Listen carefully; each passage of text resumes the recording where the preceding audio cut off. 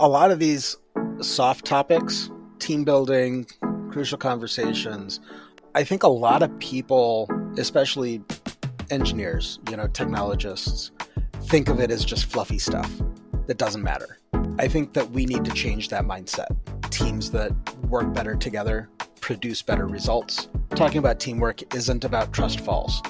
It's real work and it's real benefit that can not only sharpen the performance of your team, but can also sharpen your technical skills.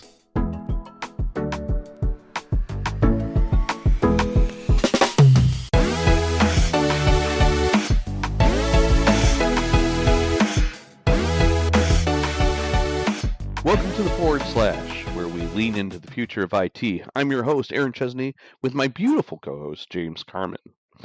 So, James, today we're going to be talking about being an effective consultant. And, I was thinking about this, and I was trying to think of, effective teams and that kind of thing. I'm like, bees are very effective. And I'm like, why is that? And I'm like, oh, you know what? It's because they're always on their good behavior. So, or best behavior. Is it behavior? Yes. Okay, yeah. I'm picking up what you're putting down there. Okay. So I'll give you a silver star for that one. Yeah, who's I? So today we have with us Aaron Tyler, who is one of our consultants at Callibrity. He is a graduate of Purdue University, so don't hold that against him. He may have his head up in space. He's been a full stack developer for 25 years, an iOS developer for 15 of those, and a consultant for the last 14 years. He also went back to Purdue because he didn't get enough the first time to be an adjunct professor, and he's also been a coding boot camp instructor as well. So welcome, Aaron. You have the best name in the whole wide world. And we always come first alphabetically. Two of the best names. Which is great sometimes, but I don't always want to be first. Yeah, my grandfather used to tell me never trust a man with two first names. So, but we're gonna look over that today. We're gonna trust you. We'll look past that for you. Yeah, we'll look past that. It's more of a suggestion than a rule. If it matters, Tyler wasn't a very common first name when my name was given to me. What's the origin of Tyler as a surname? I believe it's a person who tiles. I was going to say probably the guy who puts stuff in your kitchen, right? Yeah. Or bathroom. Yeah. Creates tiles, lays tiles. I don't know. Yeah. Probably a person that deals with tiles. Very cool. Probably of English origin as well. Mine was someone who pushes a cart man. Yep. Actually, it's kind of cart, which is funny because of South Park. But all right, so you're like the only person I've ever met who I've never been exposed to this world in my life. But tell us a little bit about what you and your family are into. I thought this is just fascinating. So I have 7 kids, and all 7 of them are competitive Irish dancers. My oldest is 21. My youngest is almost 7. And we travel around the country competing in Irish dance. Do they dance together as like a whole group, or is it an individual thing? How's that work? So most of Irish dance, there's different kinds of competitions. There are they're called Cayley dances or group dances that have 2, 3, 4, 6, or 8 people in them. So there are group dances that do that, but the most of the dancing competitions are solo dances, so it's only one person. They compete in 3 different dances, 2, and then they get to do a third one if they pass the recall. If they get in the top 50% for the first 2, then they get to do a third dance, and then scores are assigned. Is that like an all weekend thing? So local competitions are called it's called a fesh, It's an Irish word. But a local fesh that's like a little small one, usually a competition is just one day. We'll be going to the national competition in Washington, D.C. this year, and that is a week long. Wow. Whoa. Um, the regional competitions, which is like a multi-state regional competition. So we're in the southern region, so that extends everywhere from Texas all the way up to about Washington, D.C. It also includes Mexico. So the southern region, that competition is, I think, 4 days, 3 or 4 days, usually over a weekend. Gotcha. Um, and the world competition is coming up in April. Two of my kids will be competing there, and that's about a week long, 10 days maybe. And that's in Ireland. And that one's in Ireland this year. Okay. A couple years ago, it was in Montreal. So last year, I think it was in Scotland. So it's in different places, but this year it's in I think Dublin. Aaron, tell us a little bit about what it means to be an effective consultant and why that's Um, important for our listeners. well, effective consulting really focuses on how can you deliver the best value to your clients, right? There's a different skill set to consulting than there is to being an FTE or a full-time employee at a client.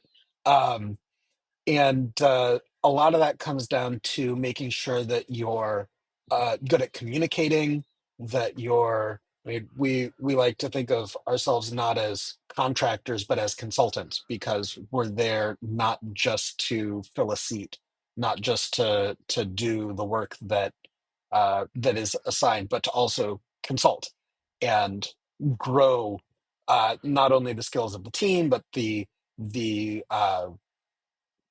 grow the business itself, Yeah, right? you're not just Um, staff augmentation at that point, right? You're not just exactly. another person in a seat banging keys away. You're there actually to try and help mold them into a better version of themselves. Right, right. Whenever I'm at a client, my goal is not or my focus is not on specifically doing the work that I'm assigned and no more. It's about doing what's best for the client, regardless of what that is. You know, um, right now, like I'm a tech lead on my current team, but I'm doing a five dysfunctions team assessment for a completely different team that I've never worked with before, because that's what the client needed and could use help with. Um, so really effective consulting is managing that relationship with the client, as well as uh, being uh, as well as contributing to your agency. So in this case, contributing to Callibrity, contributing to whatever company you actually work for, helping grow that team in addition to also growing your client and growing the team at your client. So when you're working as a consultant in a team, like how do you, what are some of the things that you do to try and get yourself, obviously if you're going into an established team, there are things that you've got to establish, some different things like rapport and some trust. What are some tricks that you can do to gel into a team and have them kind of take what you say as gospel? Well, I don't necessarily want them to take what I say as gospel, uh, but uh, so recognizing the various stages of team formation is important. So, and these can happen not just when you're building a brand new team, but when you're adding somebody to a team. And those steps are let's see, forming, storming, norming, and performing. Right. So when I come into a brand new team, even if it's a team that's been successful for a long time and has been working well, we still start at that forming stage, and the storming phase still happens. So my main goal is to shorten those first three phases, uh, the forming, the storming, and the norming, as much as possible to get to that performing stage as soon as we can. Um, Part of that is, you know, I find it, when you look at uh, Patrick Lencioni's five dysfunctions of a team, the bottom of that pyramid is trust. And for me, I've always been somebody that's pretty easy to trust people up until you've proven to me that you're not trustworthy, right? So that's not usually a big problem for me. I want to see that other people on the team trust each other. The next step up from trust is the fear of conflict, and I want to make sure, like you were saying, I or like I was saying earlier, I don't want to everybody to just trust what I say as the gospel truth, right? Because I want to get rid of that fear of conflict within the group. I want to make sure that people are pushing back where they need to, and that means pushing back against me, right? Because when people feel comfortable enough, when they have that trust and then they feel comfortable enough to push back on each other, then you can kind of tease out the best solutions to whatever the problem is. So, You know? coming in, there's a lot of teams, and I've had this in my experience as well. Like, there may be that one or two people that are leaders in the team, and they're automatically in a position of distrust when they start. Like, oh, who's this new guy coming in? They're thinking you're like Bob and Bob. You're going to interview him. What would you say you do here? And Right, right. and that it's putting their position in jeopardy. How do you get past some of those kind of initial anxieties of coming into a team? So I've seldom had that with full-time employees. I have seen that sometimes with other consultants on that same team because I'm they may feel actively threatened, by somebody from not their consulting agency coming in and being added to the team. It's still not something that I see frequently, but I have seen it before. Um, but really, a lot of that is, I think, just open and honest communication. Make it clear. Look, I'm here to do this job that I've been contracted to do, and I'm going to do that to the best of my ability, and that means helping you achieve your goals. You know, if there's actually a problem, like if there's actually tension there, I I'm one to just attack it head on. You know, hey, I noticed we've got some tension here. Let's talk about that. Um, and the way to approach that is with, I'm a big proponent of the crucial conversations uh, process of communication. Um, So and tell us a little bit more about that. What is this crucial confrontations thing? So, Crucial Conversations is a book written by a number of people. I think it's Crucial Conversations Tools for Talking When the Stakes Are High. And it provides this process, really, um, and maybe some guardrails for how to have difficult conversations. Um, and some of the key aspects there are uh, things like having too much lag time between when a conversation needs to happen and when that conversation actually happens. The more lag time you have, the more difficult it is to have that conversation later. Um, and because now you might be blindsiding somebody that didn't think there was a problem, right? Um, there's I think one of the most important topics there is the topic of safety within a conversation. um, it talks about how You know, if somebody that is a stranger to you comes and gives you a piece of feedback, you're going to be very defensive of that. But if your best friend or your spouse or somebody or a parent or some other trusted person gives you that exact same feedback, you accept it.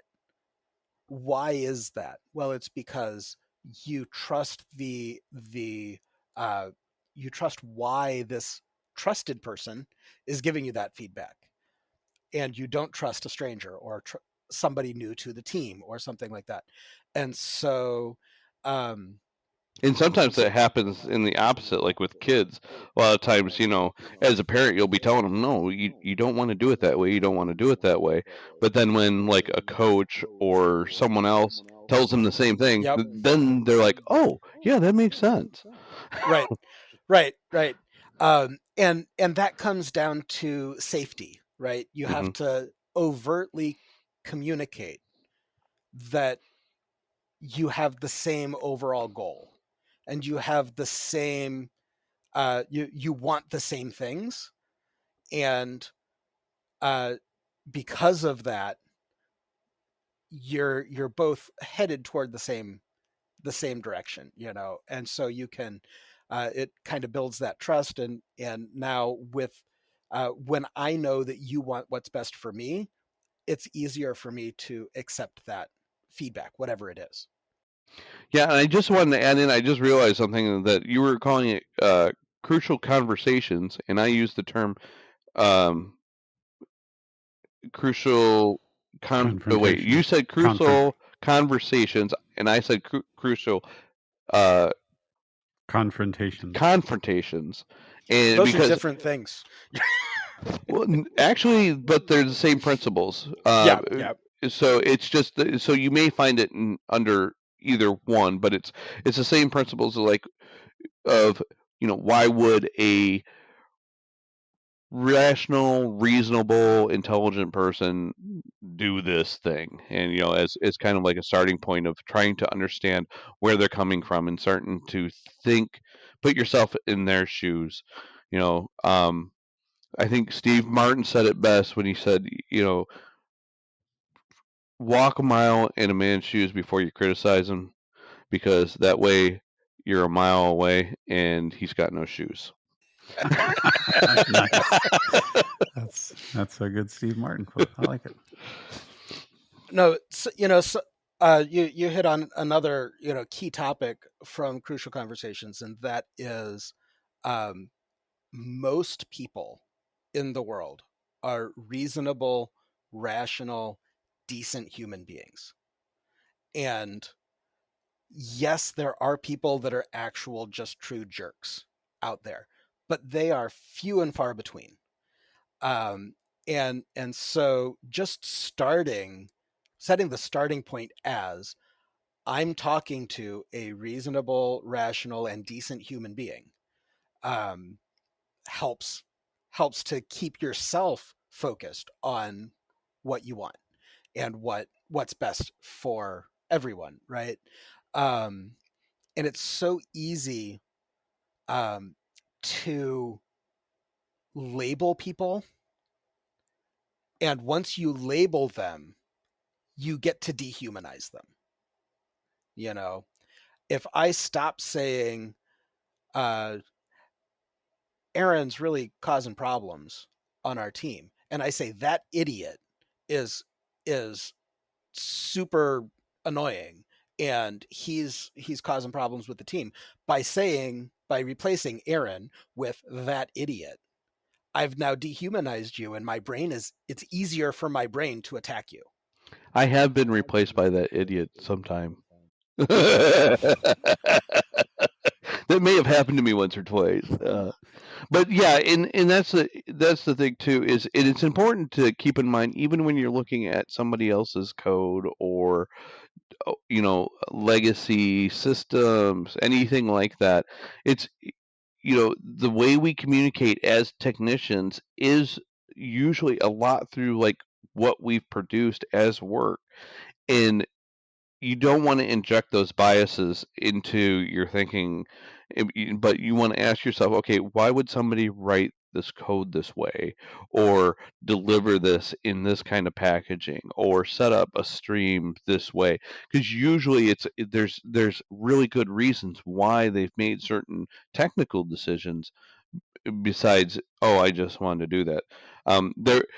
I did come across one system once where it was very obvious that this person was trying to pad their resume, because every other Resume. thing was a different technology. So there was like no cohesive technology, and it was like, oh, we're going to try this technology. I'm going to use this here, and then when I get over into this section of the code, I'm going to use this technology here. And it's like, I see why they did that. That's called resume-driven development. Yes, That's what we resume. call that Yes, it in the definitely business. was. RDD. I've gone into a lot of different clients that the first week that I'm there, I'm sitting there saying, why in the world did they do it this way? This seems like the stupidest way to do it. But after you've been there a month or 6 months, now you're like, okay, I get it. Yep. And, and part of that is also, and I think that this is hard for a lot of people, but just because the code isn't written the way I would have written it doesn't mean it's wrong. And does it get the job done? Is it efficient? Is it as efficient as it needs to be? It's not necessarily, is it the most efficient, because we all know you're not supposed to optimize code until you have problems with it, right? Or Right. you know that there's going to be problems with it. Um, The whole so, Yagni principle, right? Of you ain't gonna need it. yep, yep. And so, you know, I think just overcoming that that mindset of the way that I'm doing it is right, and the way that, and that means anybody else is doing it wrong, is important. I think we see that a lot. Is well, if you didn't do it the same way I did it, then it's wrong, Hmm. right? Or And even the thing of coming into a new team and going, all right, fire up the bulldozers. Let's push all this code out, and then we'll do it right. And in that hubris of going, well, yeah, we're gonna. I came in to fix this thing and rescue it and do it right. It can be very harmful, especially when you're in those early stages of that forming and storming. That's going to be a really big storm. You come in with that right, kind of attitude. That is right. definitely storming for Yes. sure. Well, and it's not going to be effective to make changes until everyone trusts that you understand their current process and how you got to that process. You know, um, just because it's not the right way to do it today doesn't mean it wasn't the right the right way to do it 6 months ago, 6 years ago, 15 years ago, when these systems were written. Well, and there's that another quote, and I don't have a reference for this one, but those who fail to study history are doomed to repeat it. So you need to know how people got to the decisions that they made, or you're going to end up making the same mistakes. Mm-hmm. So it was an interesting thing you brought up, and this is one of the things that we run into in consulting. You mentioned like trying to teach your kids something, coach your kids something, and they're like, oh, Dad, what do you know, right? But that concept happens at our clients as well. So a lot of folks at our clients they're very brilliant, smart folks, and they're like, hey, we need to be doing X. We should be doing X here, and that I think that's really important. It's going to make us better for this reason, and they might be saying this for years, and then when a consultant such as ourselves might come in, we look around and we say, you know what, I think if we introduce X, we'll be better off, right? We make the same recommendation, and the client, they're like, oh my goodness, that's a great idea. Like they act like they never heard it before. So there's Right. that resentment from the full-time employees who are there.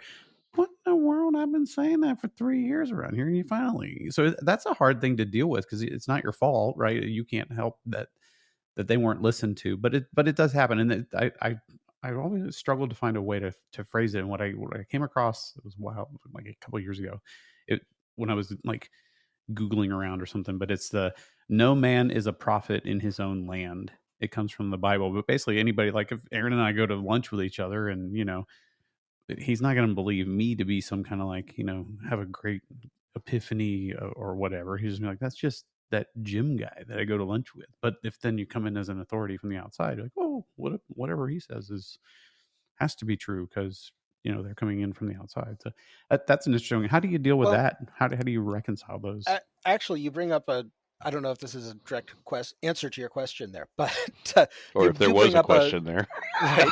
I put a question at the end. But you do bring up an interesting point, and that is that as consultants, we are outside of some of the politics of the business. And in addition to that, we have our own back channels. If there are multiple people at a client, we have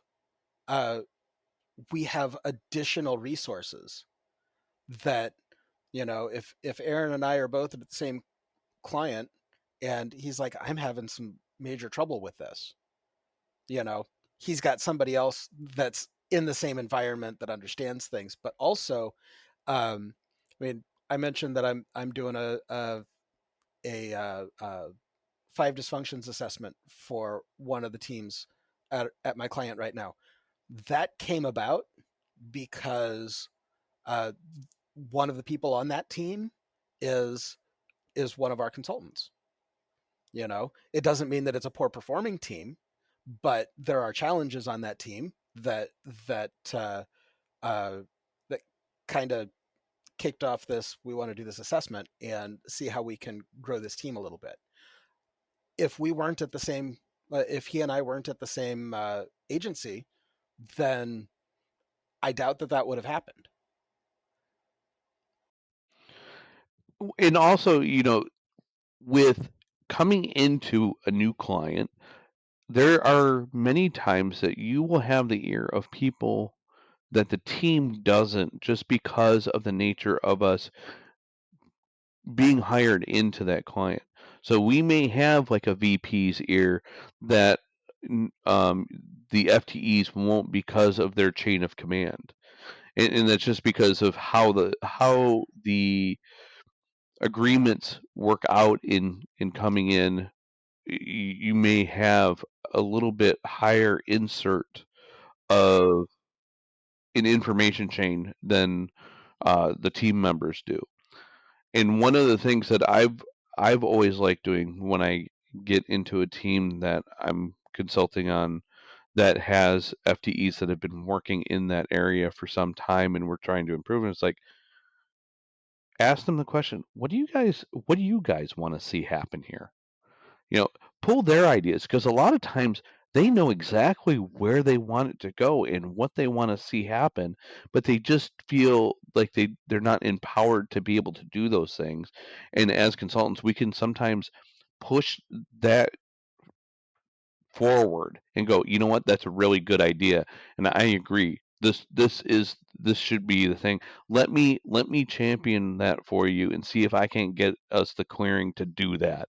And then that way you're pushing forward as a team, and it gets you to that norming and performing a lot faster, because and gaining that trust, because it's like, oh right, he's on our side, right? And then it's not you coming in and going, oh yeah, we need to do this. It's more of, hey, you guys have a really good idea there. Let me help push that idea forward. And it doesn't hurt if once you get buy-in at that, that level of influence that you might have, that elevated level of influence, once you get buy-in on that, whatever the idea is, you're going to say something like, well, I really can't take credit for the idea.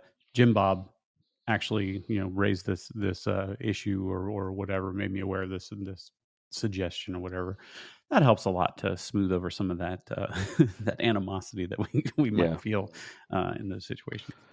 And we also, like, the company's bringing in consultants for a reason, right? It might be some political reason. They want to be able to get rid of a bunch of people without announcing layoffs, right? The Bob and Bob scenario, yeah.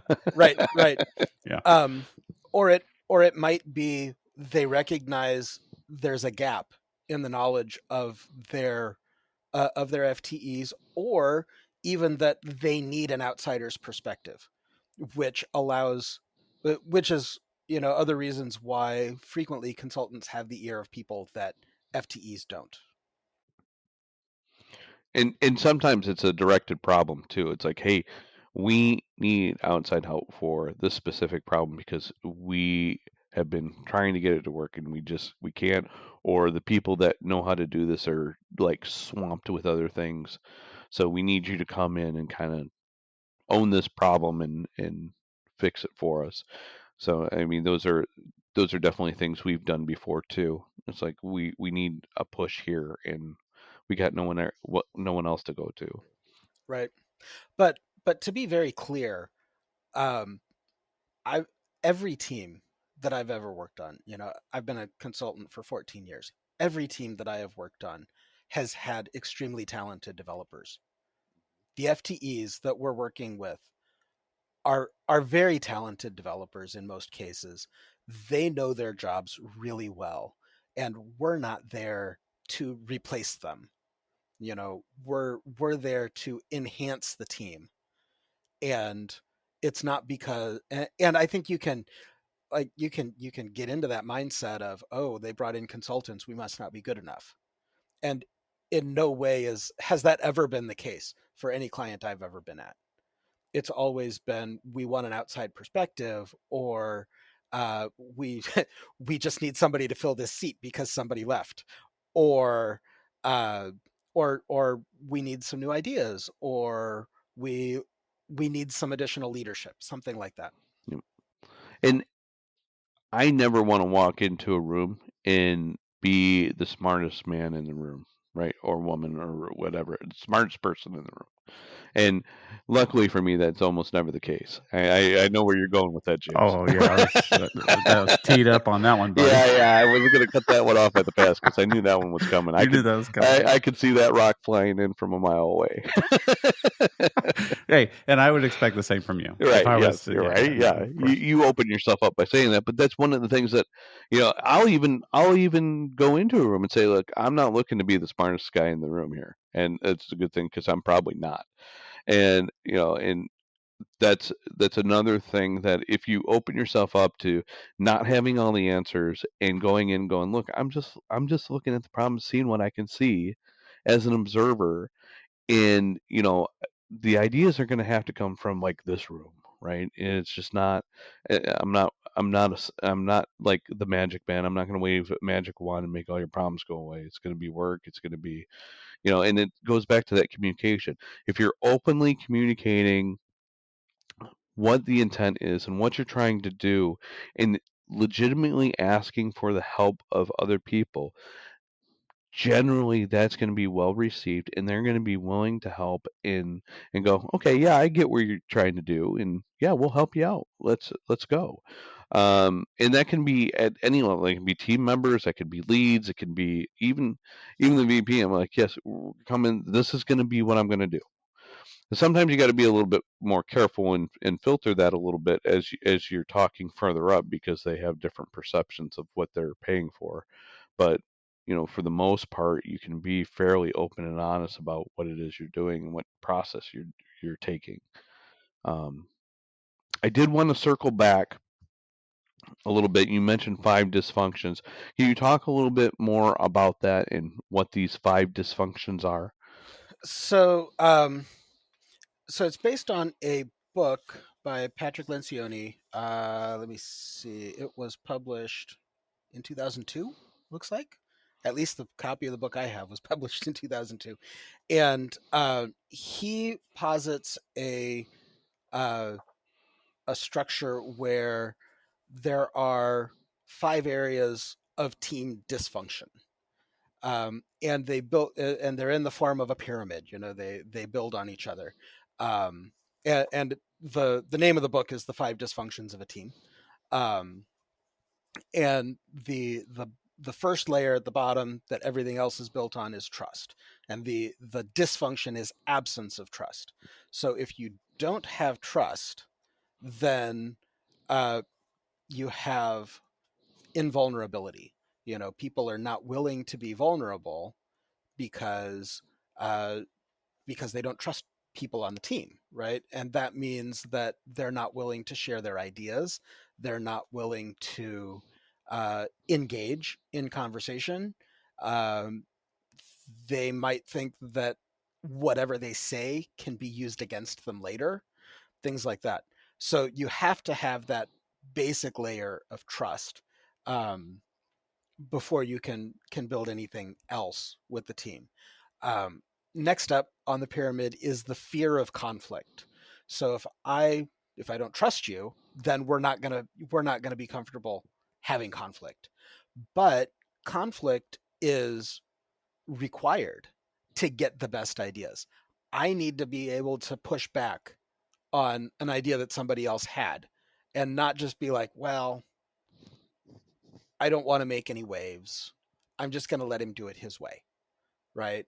Um, I don't want to deal with the fallout of of bringing up an edge case that I thought of. So I'm just going to let her do that the way she wants to.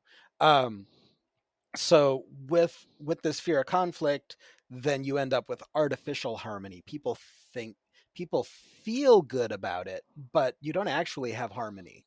You don't actually have agreement on the team because people didn't get people don't feel like their voices are heard, right? Because you did it the stupid way. I never agreed to do it the stupid way. So I was never on board with that anyway, right? And there is a um, difference between healthy conflict and unhealthy conflict, isn't there?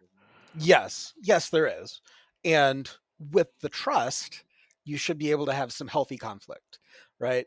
I've told people on my team, look, if you don't agree with something that I'm suggesting as a solution, I want you to fight back.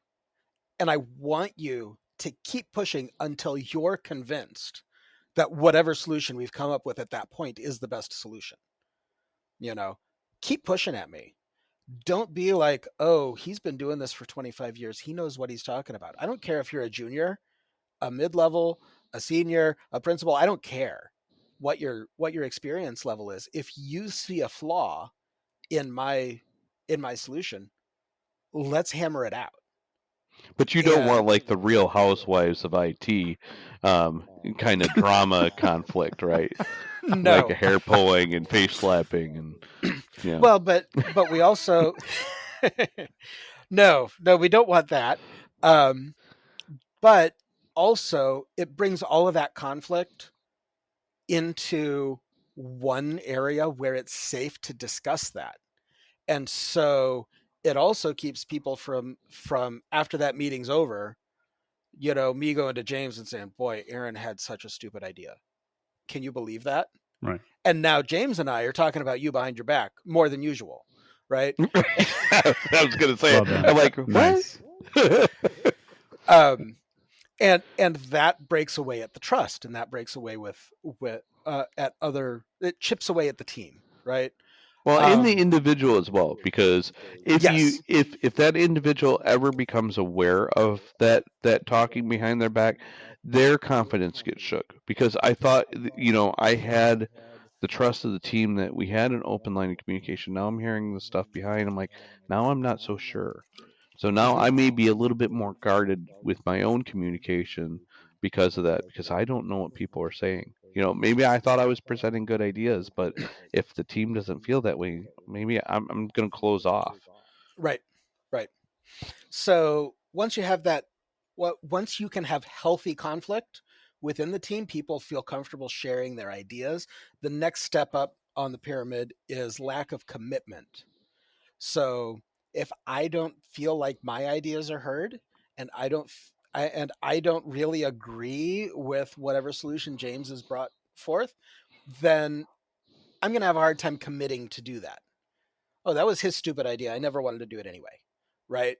Um, and so that can lead to ambiguity. That can lead to just lack of buy-in to whatever solution came on. And I think we've all been on teams like this before, where somebody has said, well, that was never a good idea to begin with.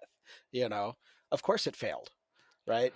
I've actually been forced to implement something like that. It is very um, you get very grumpy when you're at the keyboard because you're like, oh my god, this is so stupid, and you're just like, and you're banging away, going, "Ugh, this is there is something wrong with this, and I just don't agree with it, and like, oh, this was half baked, and oh, this and that, Right, right, and then when it does fall over, you're like, dang it, I knew it.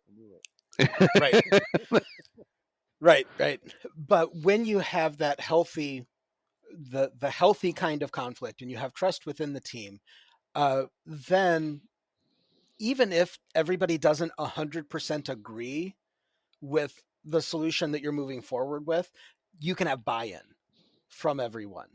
I may not think that it's the 100% best solution, but I at least feel that my voice was heard. And if it does go south, maybe they'll listen to me next time. I don't know. But that allows buy-in. It allows people to commit to to the decisions that were made. Yeah, healthy teams can. The way I've seen it phrased is like healthy teams can get to a point of disagreement. They don't agree, but they're aligned. Yes. They can be aligned to move forward, and that's okay. But you shouldn't be trying to undermine the thing either, right? Exactly. The healthy team is actually okay. I'm aligned with you. This is the direction we're going. This is the lack of commitment phases where you see like people just kind of check out too, right? They're not present in meetings. They're just, I'm not being heard anyway. We never talk about the important things. Whatever. I'm just here. So I'm just slinging code. That's all I do. I'm gonna the Eeyore. Yep. Right. I'm just here to write code. Yeah. Well, and you see that on teams where people are just there to punch the clock. Yep. I was here my 40 hours this week. I don't actually care that the front end and the back end don't work well together. I don't care that I changed the contract between the front end and the back end and didn't tell anybody. I did my job. And so once you have once you're or building on that commitment that the team now has, next is avoidance of accountability is the fourth dysfunction. So avoidance of accountability leads to low standards. If we don't have buy-in from everybody, then again, it's easy for me to say, well, I didn't think that was a good idea anyway. It's not my fault. And on a high performing team, everyone buys into the decisions. Everybody is in alignment, as James was saying.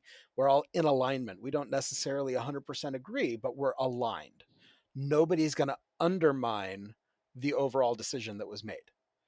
And then you succeed or you fail together as a team, right?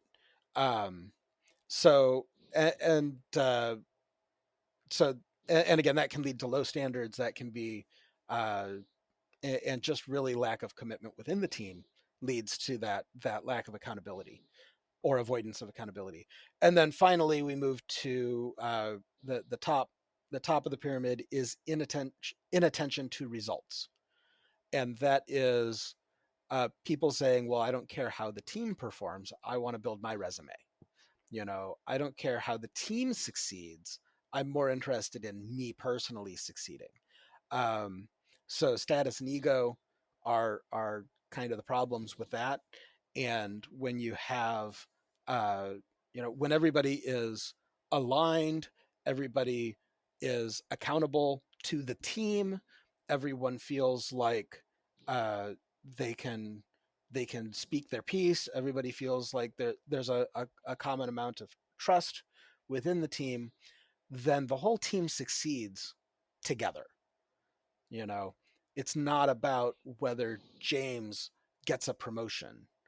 It's about whether the team is well known for producing high quality results. And what's going to happen there is everybody on the team is going to get promoted.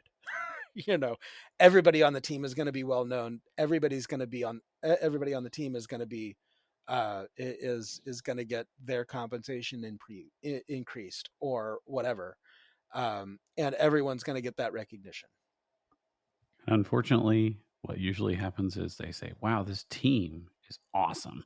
let's split up that team. I know. And seed other teams, and it doesn't really work like that necessarily. Yeah, we've seen that a lot. Where it's like there's a cohesion that's there. Like, this team is perfect. Let's take some of that talent and spread it around. And they're like, right. no, you're resetting everything. Yeah, exactly. Right, because it's not about the individual contributions of each person.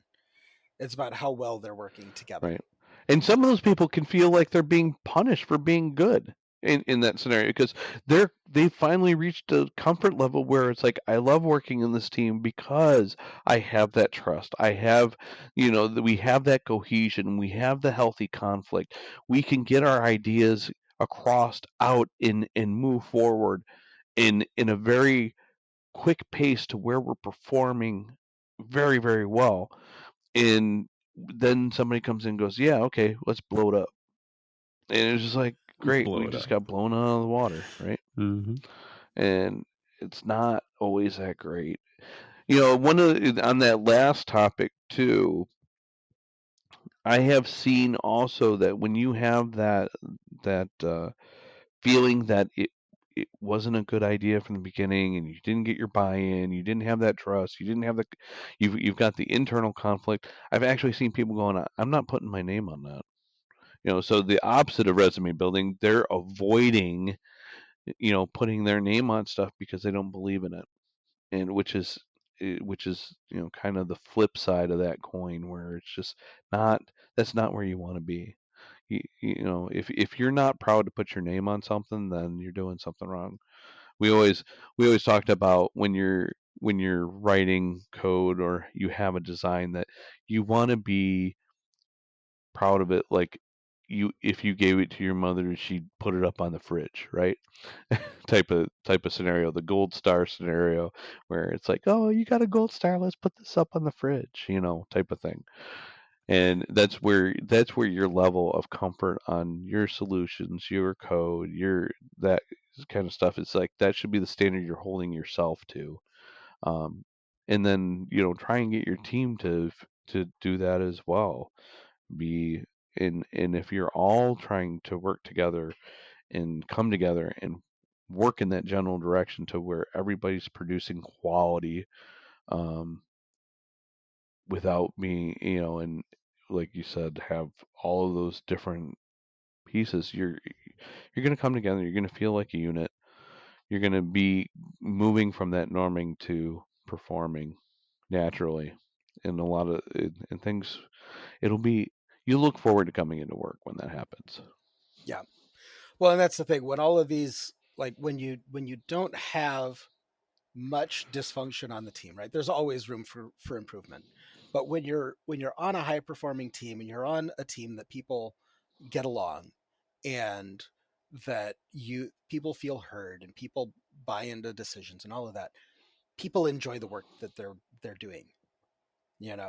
It doesn't mean the work is easier. Frequently it's actually harder work, right? Because you're doing it the right way. Mm-hmm. And the right way it's not usually the easy way. But even though you may be working harder, you're more satisfied with the work that you're doing. Great. And you talked about putting that gold star up on the fridge, and one of the things that I really like about consulting, and not everybody agrees with me on this, but one of the things I like about consulting is that I am the product that is being sold. If I want to improve the product, I can do that. I can go learn something. I can read a book. I can learn a new technology. I can get better at coding. And I don't have to worry about whether some factory worker is putting a screw in the right way. I don't have to worry about who else is doing whatever. I am the quality. Like, I personally set the quality of the work that I'm doing. Some of us were born with loose screws, though. Well, Aaron, and some of those screws just can't be tightened. You know what I mean? Well, I do understand that. I don't know what you mean. Can you explain that further? I'm saying I got a few screws loose, is what I'm saying. I think that's my problem. I know. I just wanted you to say it out loud. Uh-huh. All right. So this has been a great conversation. If you want to learn more, you can reach out to us on our email, the/@callibrity.com. And at this point, I'd like to go to our Ship It or Skip It segment. Ship or skip, everybody, we gotta tell us if you ship or skip. So the way Ship It or Skip It works, we're going to throw out a different topic out there, and we're all going to individually take a vote on whether we think we should ship it, skip it, or somewhere in between. Like usually there's like asterisks, underlined subscripts, gray areas, whatever. But you just bring these up, and we'll just kind of throw out our ideas. So, James, what's the first thing on our ship it or skip it list? Yeah, I was trying to come up with some interesting stuff that kind of related to Aaron's area of passion, which is around like leadership and team building and that sort of stuff. How about doing icebreaker activities in meetings? What about you, AA Ron? So, well, first of all, that reminds me, Here we Aaron, go. can you give us 2 truths and a lie? No. Can you draw a picture of a cat that is showing the emotion you're feeling right now? Yeah. You know how much polar bear weighs? Enough to break the ice. Here we go. Yeah, I'm. Sometimes it's good, but generally, yeah, I'm like ship it. I just we'll get to Skip it. know each other without it. Yeah. Skip it. Now, I should clarify. I'm okay with introductions. If you're if you've got new people or something like that, but these stupid little games that are icebreakers, I don't care. unless there's a purpose, like I've just started reading Overcoming the 5 Dysfunctions of a Team, and one of the things that they recommend for improving trust is a little a trust exercise that's like this little 3-question thing, and I have to remember what that is. Like one of them is, and they're questions about how many siblings did you grow up with, and there was something else about growing up, and the third thing was what's something that defined you as a kid, or something like that, something that made an impact in your life when you were a kid. And that's something that helps to build trust on the team, because it invokes some amount of vulnerability and helps people to understand things. But that's not an icebreaker. I'm not opposed to vulnerability and trust building exercises in general. Just icebreakers are bad. For me, again, I've been a software architect all my career basically, and all my answers are it depends, right? So I can't get away from that. But I think it depends on the type of meeting. So when you're having like a get together of people that don't work together on a daily basis very much, like a summity type of a meeting, right, where you're getting people together on a infrequent basis, maybe kicking off the day to kind of settle into like, hey, we're going to be here together for the next few hours or whatever. Those, okay, that can be fun. But yeah, like daily stand-ups or anything like that, I don't know. I don't remember what there was one book I read that recommended, like, in the beginning of meetings, if you are going to have like a staff meeting or something, that if anybody has like, like something going on that where you don't feel like you can be fully present, or there's something that would impact how well you're showing up that day, maybe just to let folks know about that. Like, oh, hey, my dog was sick last night and kept me up all night, or I've got a sick kid at home, or whatever it is that makes you not as present as you normally should or could be in that meeting. Maybe bring that up. I thought that might be interesting to try sometime, but I've never tried it. But I've done that before, and matter of fact, I think I just did this last week when I caught this flu that's been going around, and I'm like, hey, sorry, I may be a little bit touch and go today because I've got this flu thing that's going around. And it helps with the other people understand kind of like what you're going through on that day and not just going, oh, I haven't gotten an answer back from him in an hour. He's obviously sloughing off. It's like, well, no, maybe he's just like out of it because he took the wrong quill, right? He took the NyQuil instead of the Yeah, he DayQuil. took the NyQuil today. Yeah, the wrong quill. I'm on the quill today. Yeah. All right. So the next ship it or skip it. How about, from Crucial Conversations and Radical Candor, kind of we hear that mantra of like praise in public, criticize in private. What do you think about that one? I think that's a ship it because I think the criticizing in public is like public shaming a bit, Mhm. and I don't think there's really any benefit to doing that except maybe making yourself look good. So I don't feel like that is a good practice to have where you're, if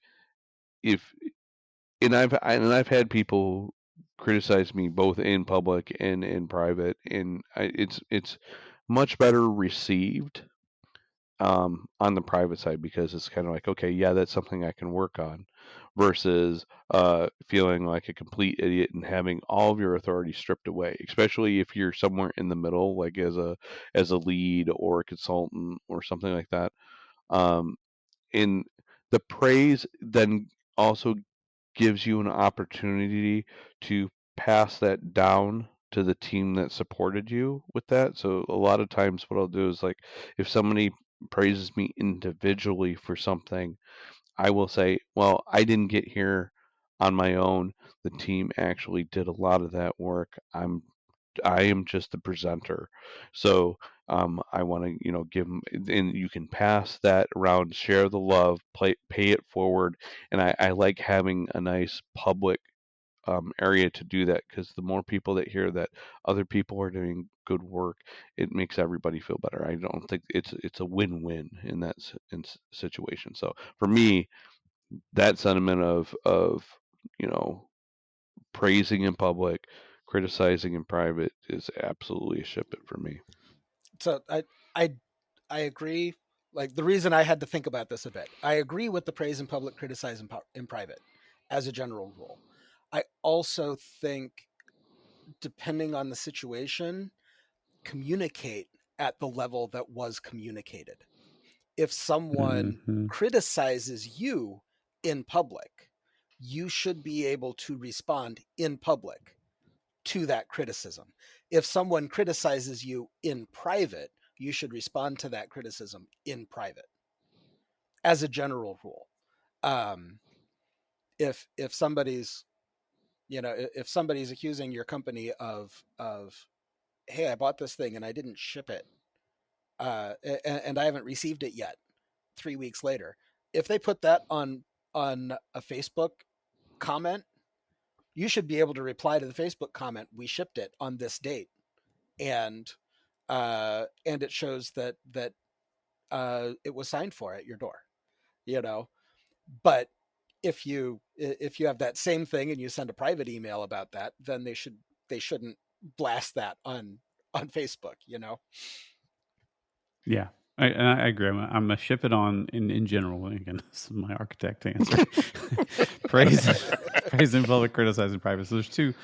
There's a couple of different thoughts here. So like if you read like the no rules, it may depend on the culture. So like the Reed Hastings book, the Netflix book, right? Their culture is very open, right? Very very open, and they um if you're on stage giving a presentation, let's say at Netflix, and like Kim Scott from Radical Candor, isn't that her name? If she's saying in her presentations, their culture is very much like during your presentation, someone from the crowd could yell out, "Stop saying so much." Right? Like that's their culture. Now, I don't know if I necessarily would it would work well for me in a culture like that. But I do think there's also what you were talking about when it comes to apologies, Aaron, Tyler. So if somebody if I were to do something, the offense happened in public. Well, by golly, that apology better be in public as well. If I was to say something to Aaron and I was wrong, I did that publicly. I need to own up to that, and I need to apologize to Aaron in public as well. But yeah, I think that's where things get a little different there. But yeah, I'm with it in general. Most things said about me are correct. So right. But how I would say might be something I need to apologize for. Yeah. But what I said, it's probably right. I'm just kidding. All right. Let's see. Easy for how you about to say. how about compensation tied to team performance? I'm going to take your answer. It depends. Okay. Say more words. Yeah. I think that I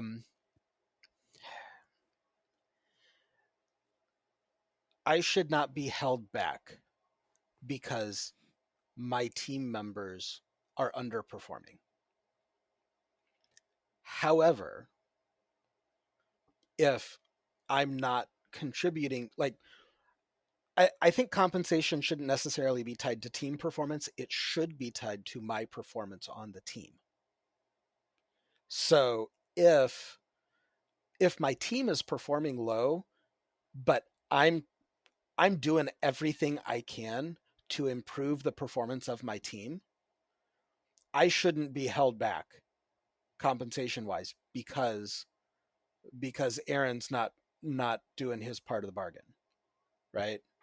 If I'm like, hey guys, we're a low performing team right now. Let's do this 5 dysfunctions assessment, see where we can grow. And everybody reluctantly agrees to do that, and we do it, and then we make an agreement on this is what we're going to talk about this in our retro every other week, and we're going to try to improve in this area. And I'm the only one that talks in retro, and I'm the only person that is doing what the team agreed on. I shouldn't be held back because I'm on a team that's not trying. Theoretically, like, ideally I'd be put on a different team at that point. Right? Mm-hmm. Or we'd swap out a couple other people on the team so that the entire team is a higher performing team. But it's kind of like group projects in college, right? Yeah. It's like I can only get a C because half of the team didn't show up to the meetings that I scheduled, and half the team didn't show up, or half the team didn't do the things that we all agreed would be the way we split out the assignment.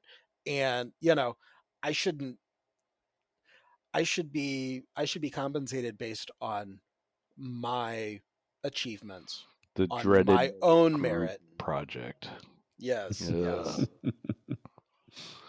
Yeah. And for my part, I would say it depends as well on this one. I normally don't do depends. There's a joke there somewhere that I'm not going there. But for a team, I think that if a team has done stellar work, gone above and beyond, rewarding that with some type of compensation is great. It shows that it's a nice way of showing appreciation. But on like an annual review type basis, where I agree with Aaron, I want my compensation to be tied to my individual effort in a team, not the team's effort reflecting on me. Because like you said, there are times that a team is underperforming, and you're trying everything in your power to try and elevate that team and bring the watermark up collectively. But if you're on like a high performing team and you just did something awesome, and you want to celebrate that awesomeness, then yeah, compensate the team. So I think it just depends on what you mean by compensation in those scenarios. If it's like an attaboy type of compensation for doing a good job as a team, I think so. Because I don't like being pulled out as an individual in those situations. Like, oh, we're rewarding this one person for this project because they did such a good job with it, when really it was a team effort. I'm a ship it for empowered teams that have agency to control things as a team, and they're, as you said, they're high performing. So if there are folks not doing their part or whatever, they get through those conflicts, they support one another. I think you can pull it off. I think you can do it. But you have to make sure that those teams feel that they have agency to control their own destiny. If you just put them in an environment and they have no means to improve their situation, that's just asking for people to they're just going to quit. That's not a fair way to do that. But if you give a team, you empower a team, and they have agency and they know they have agency, yeah, I think you can do it. I think that if I tell you 9 months ago that this team member is not pulling his weight, and our team performance is suffering because of this one or two team members, and 9 months later I don't get a compensation adjustment because my team didn't perform, I'm going to be upset. Yeah, I think when I say agency, I mean you have the agency to change the composition of the team too. Yeah, you know what I mean? Like I think that yeah. I can agree with that. If you have agency to vote them off the island, so to speak. Yes. Yeah.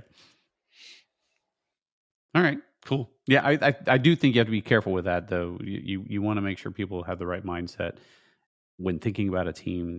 I don't even remember what book it was I read this in, but they said the way they think about it is when you bring people into your company or on board with a team, it's like you're putting them on your spaceship. And you can't just jettison them out the airlock. I mean, we're on this spaceship on a 3-year journey to a new planet or whatever. They're going to have to contribute. So you have to make sure that you're vetting people coming in well, but also. So you've never played Among Us. I mean, you can jettison them out the airlock. I mean, it happens all the time, right? I mean, or. Yes, but you want people to have that mentality of like, I need to really do what the most that I can for my teammates to help support them, and not just give in and out the airlock, right? Because you're going to be on the team by yourself eventually if that's your number one thing to do is just see you later. All right, and that's not a solution, by the way. No man should live on an island. I know some people that would be like, well, that would be great. Yeah, then all the projects would be half done, like all my side projects. Right, yeah. Which will bring us to our final segment, the lightning round. It's time for the lightning round. Rapid fire, don't slow down. Answer quick and make it count. In this game, there's no way out. It's time for the lightning round. Which Aaron's going to love because he hates icebreaker questions. But we're doing it at the end. Yes, we're doing it at the end. This is a clearing of ice, I guess, instead of breaking it. I don't know. But what this is we're going to go back and forth, and we're going to rapid fire some questions at you. And they're just short answer. You don't need to pontificate on any single one of these questions. If you survive at the end, there will be no prizes or monetary rewards. So it is all just for bragging rights. So with that, James, would you like to kick us off with the first question? Yeah, let's do. All right, here's a softball question for you. Name one of the 7 dwarfs. Sleepy. Would you rather cuddle a baby panda or a baby penguin? Penguin. Is there such thing as an objective beauty? No. How often is it healthy to cry? as often as needed. This could be an interesting one for you. Do you know how to salsa dance? No. How many kids would you like to have?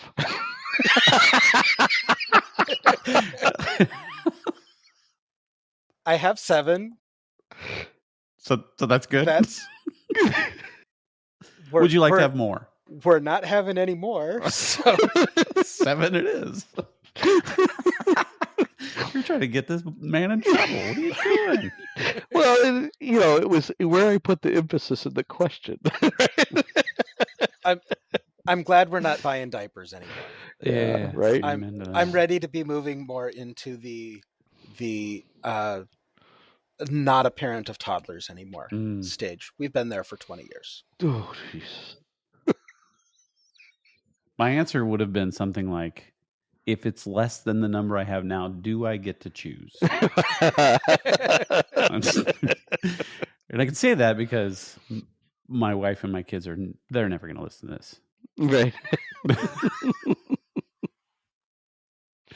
Wait, are you saying you get to choose whether to keep the wife and the kids? Well, Or okay, moving right along. Because Aaron knows my wife. He'll tell her. You know what I mean? He will absolutely tell her. So. You won't believe what James said. Okay, if you were really hungry, would you eat a bug? I don't think so. No. Do you know the definition of triskaidekaphobia? Triskaidekaphobia. Nope, I don't. Oh, we would have accepted the answer, the fear of number 13. Oh, what size bed do you prefer? Queen.